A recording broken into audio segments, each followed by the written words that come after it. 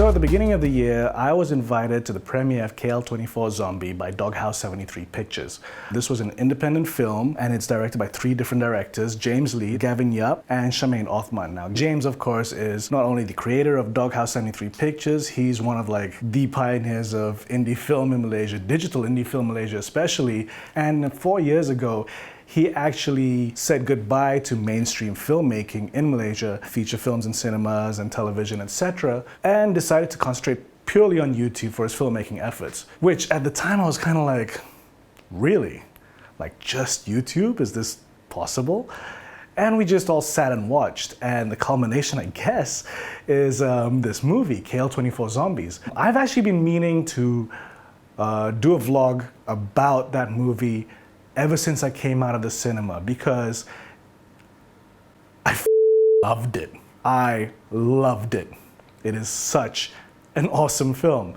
I wasn't expecting anything when I went into the cinema. I did not expect this. I did not expect to be sat in there just enjoying myself so much, laughing my ass off, and really enjoying this flick, because I had no expectations of it. And I'm in it. I did like half a day. They called me in like a few days before to be like, could you cameo in the movie? And I'm like, yeah, sure, why not? I'll cameo in the movie. No idea what the movie's about, no idea what the script was, nothing except for my pages, which they changed on the day.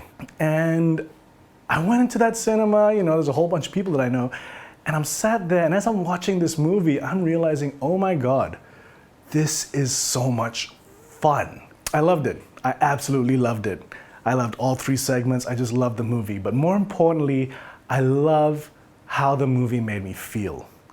Like, as I'm sat there watching it, it really kicked in. Like, I haven't seen movies like this in a long time. I haven't seen this kind of energy, this kind of vibe. And I realized it's that same kind of energy, that same kind of vibe that got me into filmmaking in the first place, when I was really discovering independent filmmaking.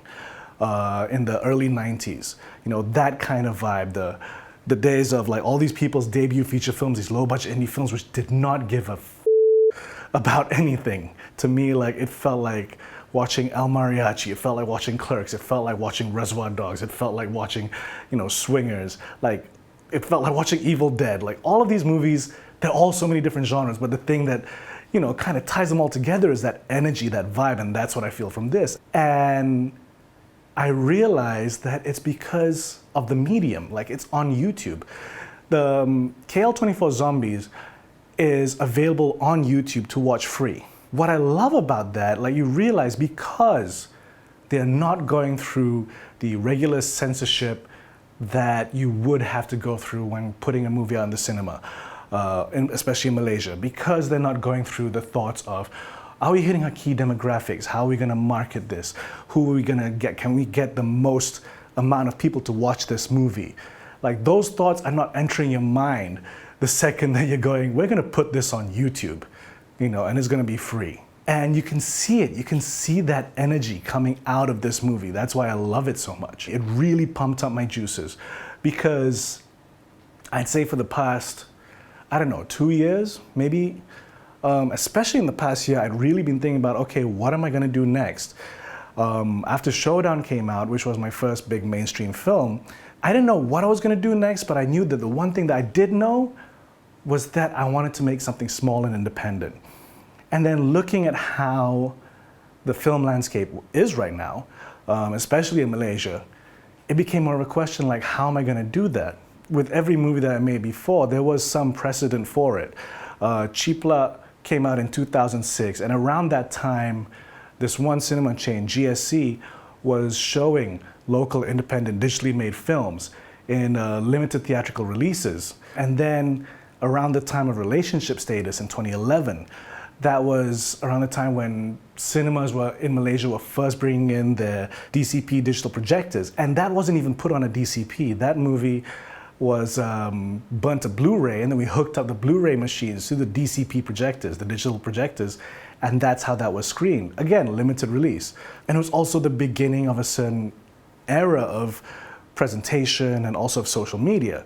So it made sense to release that film and market that film that way. So as I thought about how I was going to release a movie independently now, I really wasn't sure, because I knew I wanted to do a no-budget, gritty, lo-fi indie movie because I just had that itching feeling to get back into that. But I wasn't sure exactly how I was going to go about it. And I was feeling, I'll be honest, I was feeling a little bit, I don't know, like maybe I've passed my time. Maybe like I can't do stuff like that anymore. Maybe I should just stick to corporate videos and whatever, you know, or do I even have a story to tell? And it's just trying to figure out, okay, where do I fit? What can I do? And just that feeling of like, should I even bother?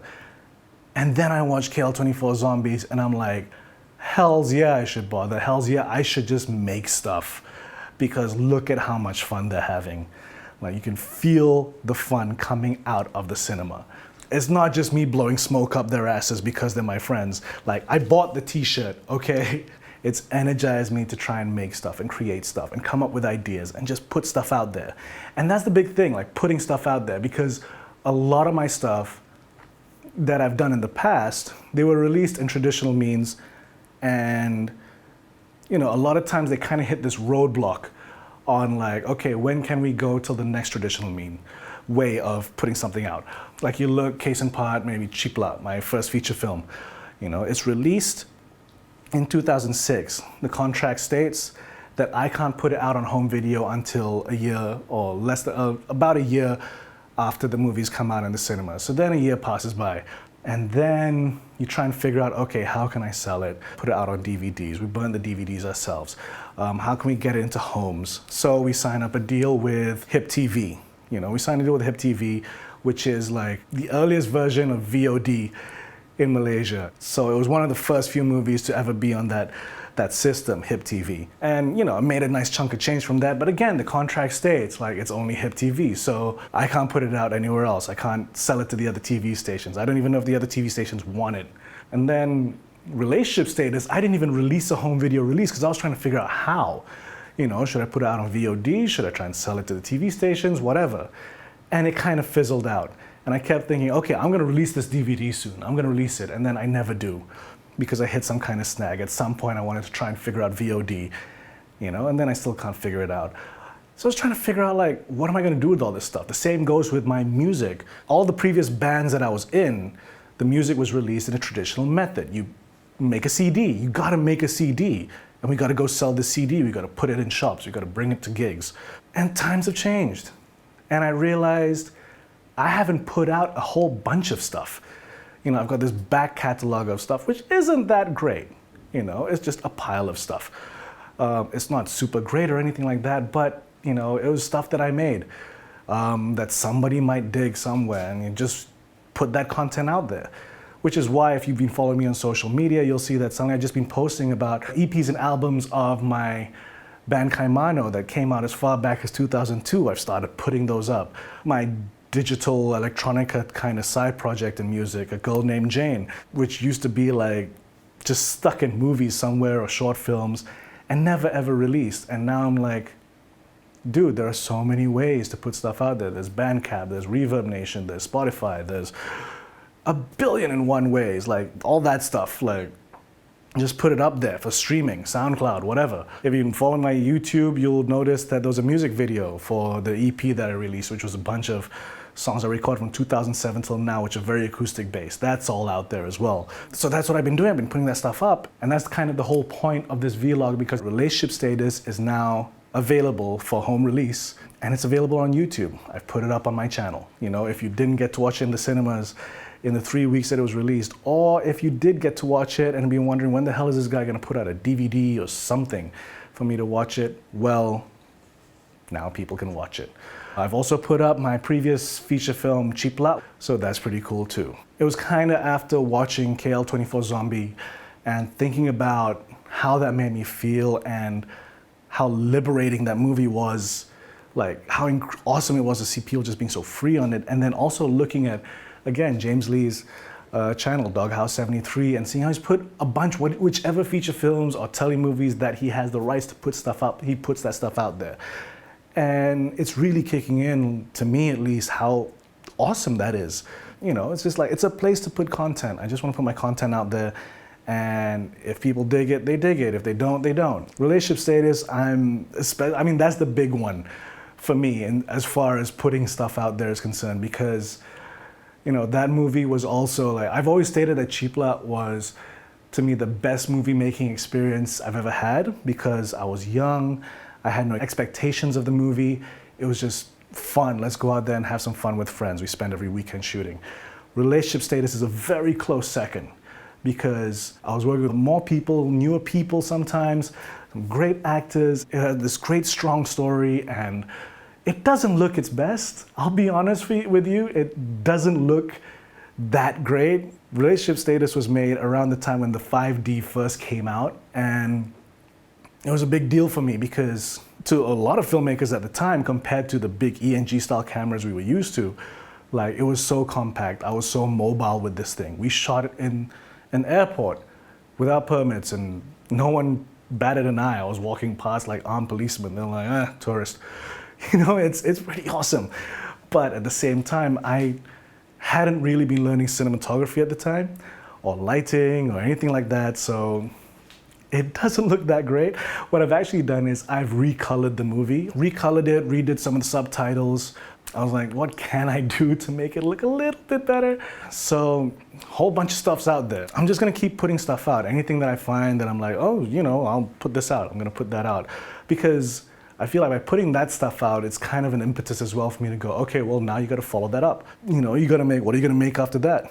And it's also, I think it's a nice way to show like progression from one thing to another thing to another thing. So you could see like, from there to there to there, you can come up with patterns, or like, oh my God, he still hasn't changed in so long, or oh my God, he's gotten worse. Singing's definitely gotten worse. I won't lie. I said at the beginning of the year on Instagram that my mantra for this year was to make stuff.